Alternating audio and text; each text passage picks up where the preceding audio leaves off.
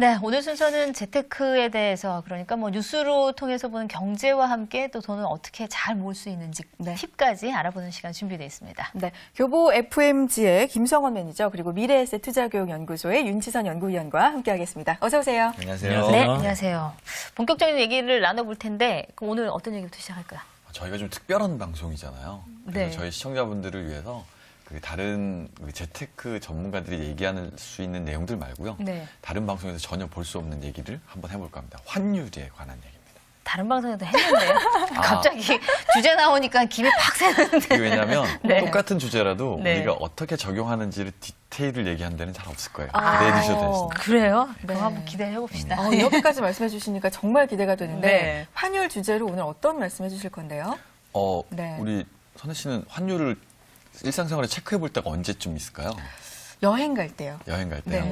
네. 달러나 이렇게 유로화로 환전을 바꿔야 할 해야 때 되죠. 예, 네. 수수료 얼마 들고 가서 맞아요. 뭘 사고 싶은데 지금 사는 게 나을까? 카드로 사는 게 나을까? 뭐 이런 것들 계산할 때 따져보죠. 하시죠. 네.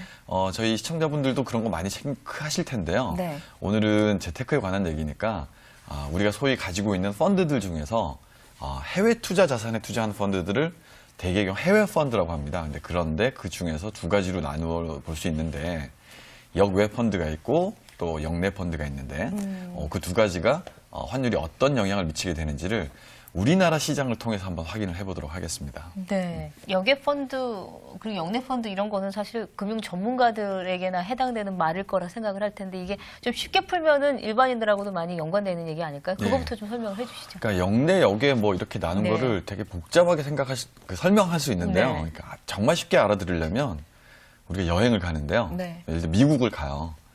그러니까 대한항공이나 아시아나 같은 우리나라 비행기를 타고 가냐, 아니면 아예 노스웨스트 같은 외국기를 타고 가냐의 게임입니다. 그래서 네. 똑같이 미국을 가긴 갈 건데 네. 기내식이 비빔밥이 나올 수도 있고요. 그리고 우리가 좋아하는 라면 같은 게 나올 수도 있는데 그리고 스튜어디스들하고 한국말로 대화가 가능해요. 네. 그런데 외국기를 타게 되면 한국말 못하죠.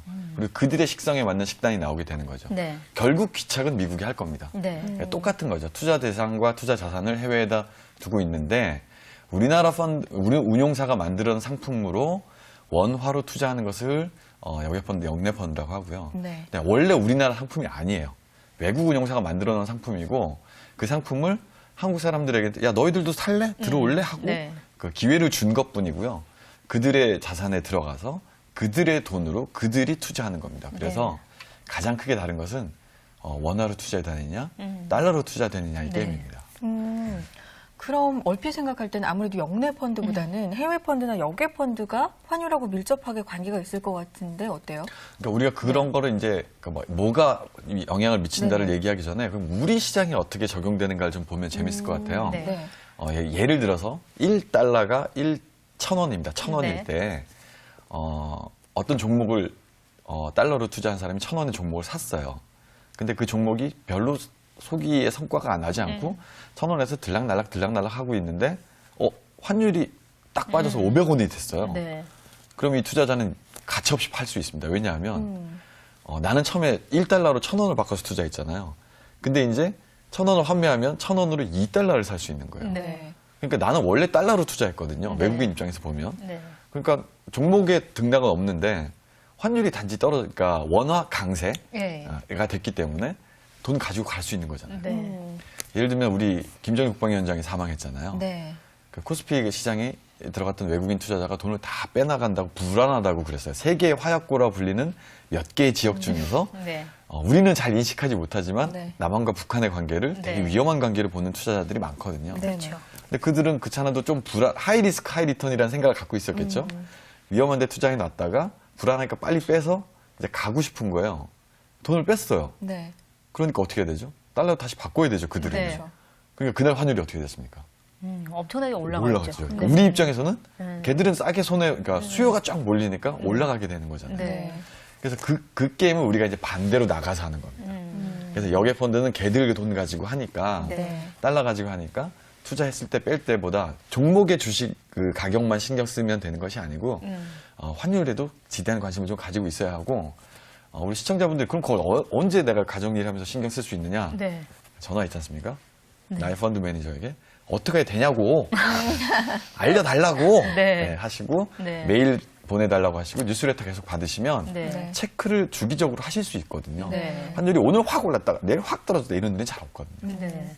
그러니까 결국은 어느 쪽에다가 투자를 하라 이런 얘기가 아니라 투자는 어느 쪽이든 상관이 없는데 네. 투자를 했으면은 네. 일일의 환율 변동은 꼭 체크를 해서 이게 떨어지고 올라가고에 대한 것을 챙겨서 그에 대한 이익이나 수익에 대한 것도 감안을 하고 챙겨야 된다. 그렇죠. 이런 굳이 우리가 예를 들면 그 네. 아까 말씀드렸던 것처럼 A 종목을 샀는데 A 종목 가격만 계속 쳐다보고 있을 필요가 없다는 거예요. 네. A 종목 가격은 변동이 없었어요. 근데 환율이 단지 500원에 1000원 됐기 때문에 내가 2배 이익을 남겼거든요. 네. 그래서 봐야 하는 것이 두 가지니까 그러면 둘 다 언제 쳐다보고 있느냐 전화하셔.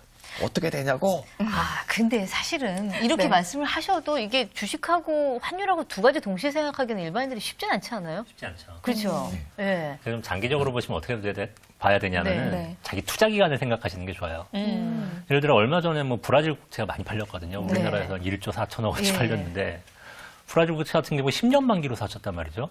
그러면은 그 환율이라는 게 장기 환율이니까 단기적으로 좀 부침이 있어도 장기적으로 브라질 경제가 좋을 것 같으면은 뭐 신경 안 쓸 수도 있는 건데 네. 이제 매일 신경 써야 되는 경우는 단기로 투자하셨을 경우 그럴 경우는 신경을 많이 써야 돼요. 그러니까 투자 기간에 따라서 네. 관심을 좀 더 많이 가져야 되느냐 아니면 조금 가져야 되느냐 이런 차이는 좀 있는 것 같습니다.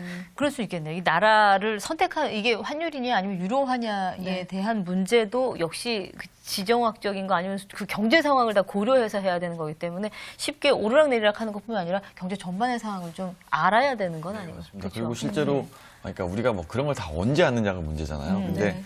그 제가 이렇게 강의를 다녀보고 그러면 모르는데 질문 안 하는 게 제일 나빠요. 가만히. 네. 그리고 알려줄 수 있고요. 분명히 네. 요구할 권리가 다 있건 내가 네. 그걸 샀잖아요. 네. 그러면 정당하게 요구해야 되고 안 알려주면 화도 내고 야단도 쳐야 되는 거거든요. 그래야 사실 금융기관에 종사하시는 분들도 살짝 반성하죠. 네. 지금 너무 사실 편하게 일하시거든요. 그 얘기는 크게 안 하시네. 네.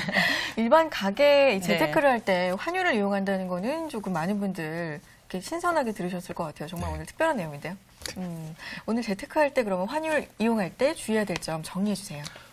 네. 반드시 투자한 해외 펀드에 투자했을 때 여객 펀드의 경우에 투자한 종목의 등가 네. 흐름만 신경 쓰지 마시고 네. 그 나라 환율에도 좀 신경을 쓰셔야 하는데 이도저도 필요 없으시면 내가 투자한 회사에 나를 분명히 안내해줘야 되는 사람이 있거든요. 그래서 네. 전화하셔서 일주일에 한 번이든 2주일에 한 번이든 네. 뉴스레터를 받으시거나 전화를 받거나 이렇게 네. 요구하시면 될 것 같아요. 그러니까 결론은 네. 금융회사에 앉아 계시는 분들을 조금 힘들게 해서 그분들을 괴롭히고. 놀게 하지 말라는 얘기죠. 계속 그렇죠. 일을 하게 네, 만들어야 네. 된다. 그리고 넣어놓고 관심이 없는 게 아니라 꾸준하게 관심을 가져야지 우는 사람 떡 하나 더 준다는 그렇죠. 심정으로 예, 네. 오늘 그걸 좀 챙겨보시라고 조언을 주셨습니다. 네. 오늘은 가계 재테크와 환율과의 관계 살펴봤습니다.